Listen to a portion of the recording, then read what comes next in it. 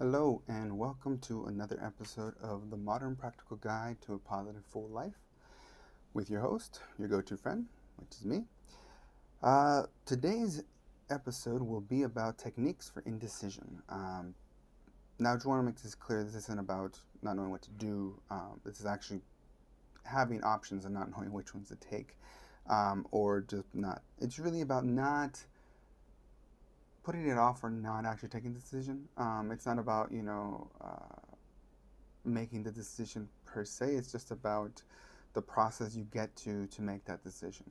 Um, so let me just jump into it. One of the things I think is most important in this is time. A lot of time you can. Some people are over analytical. They go through it and they just um, are constantly trying to figure this or that out, and they'll just spend an infinite amount of time. I'm actually one of those people.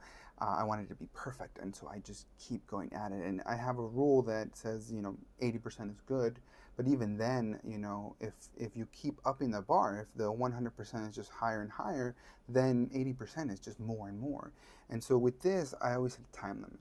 So I say, XY decision, what is a healthy amount of time for me to give for this? Or what time do I have to give to this?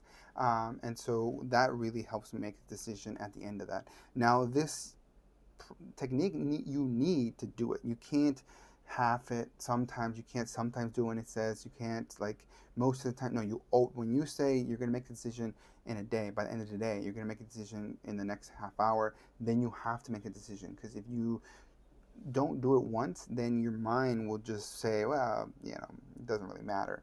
So you have to get in the habit of saying X Y time and actually doing it by that time. Now,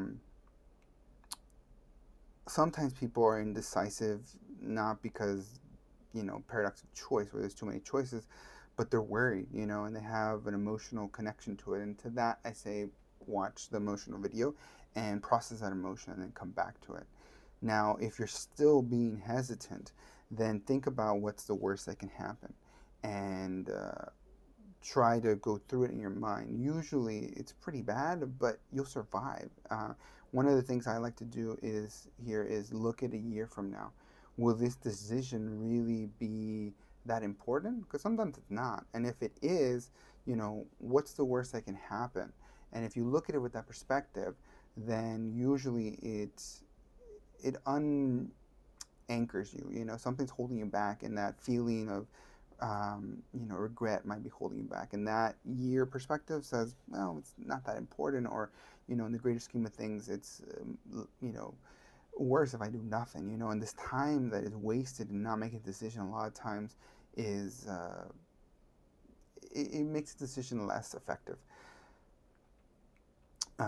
But more than anything, it's usually not that bad. I mean, if you think from a year from now, sometimes a lot of decisions we make, and it's something natural our minds tend to do. The decision we have in front of us is our world. No matter how big or small in your greater perspective is.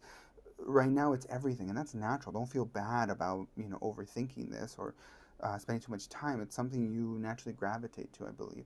And so just think about what's the worst that can happen, and usually that will help you, get moving. But also on the flip side, this is a positive guide. So what's the best thing that can happen? And the worst thing that can happen will help you get rid of that weight. But the best thing that can happen will help you motivate you. Will help you get there. It'll give you a drive to get it done, and make a decision when you said you're going to make it. And the last perspective is what's most likely going to happen. And I think this one is really important in using your time effectively. Let's say you gave your half an hour to make this decision. Um, you're kind of scared, you have emotion, you're looking at the worst thing that can happen. You move on from that. You then look at what the best thing that can happen, and you're motivated, you want to do something, but where do you dedicate your time? What do you focus on? And that's where most likely comes in. What's most likely going to happen? So, where is your time best spent in addressing this issue? Now, here's where you're going to be writing down a plan in reference to, maybe you do pros and cons. There's a lot of different things. Maybe you plan it out if it's a project or something long term. Maybe you set up, your year, monthly, weekly, daily steps to get to, that goal. Um, but the most important thing here is you write it down. I know it sounds really old school, but writing it down just solidifies it in your mind. You can come back to it. You can write it down digitally or on paper. It's whatever your preference is. Um, but once you do it, um, then you have it somewhere, and it's something about putting it out there in the world that makes it easier to move forward with it. Once you do that, you can then sit and imagine yourself doing it the way you would envision the best way of doing it, so the ideal scenario. You envision yourself doing that, whether it's a step by step, whether it's ultimately the end goal. You might have to do this multiple times throughout this, you know um, problem in actually addressing. Maybe it's getting some type of certification that's going to take a year. So what are the steps of getting there, and where do you have to come back to it on a monthly basis, weekly basis, or whatever it is? Um, but imagine yourself doing it right. And the next step would actually be, from imagining actually trying it out. Like if it's a presentation, acting out. If you're talking to somebody, or if it's a conflict, then saying, what would I respond to this? How would I respond to this? What are they going to most likely say? What would I say at that point? Or what is my, beginning going to be? And just practice that. And again, it depends how much time you have. So if you only have 30 minutes, then it's going to be very short. But if this is a long-term goal that, or a problem, you might have, hours to dedicate over the life of a year. And so practice it. The more you practice it, the better you get at it next time, but also the better the results will be when you face with it, because it's going to just come natural. It's a habit that you're creating, and you'll have better results. And the last one, it seems quite easy, and I think all of this is relatively easy when we talk about it, but it's hard because you're like, oh, I don't know what to decide. I don't know what to decide. But it's just do it. Just do. Again, you don't have to be 100% sure. You can be 51% sure. And sometimes decisions and problems aren't that important when you need to be, even 80% sure. So 51% sure is okay. Then just do it.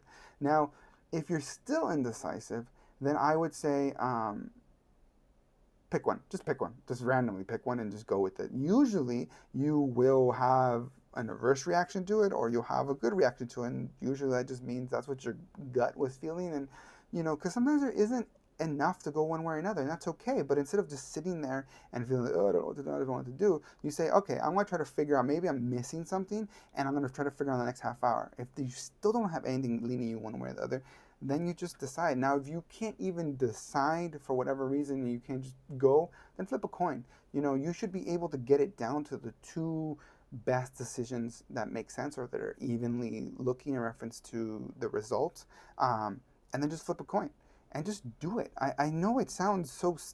This is probably the hardest part, but just do it. Just if it's email, just send it. If it's something now, if this is something that you cannot do right now, then set up the plan, have it all worked out, and stop thinking about it. Just put it off.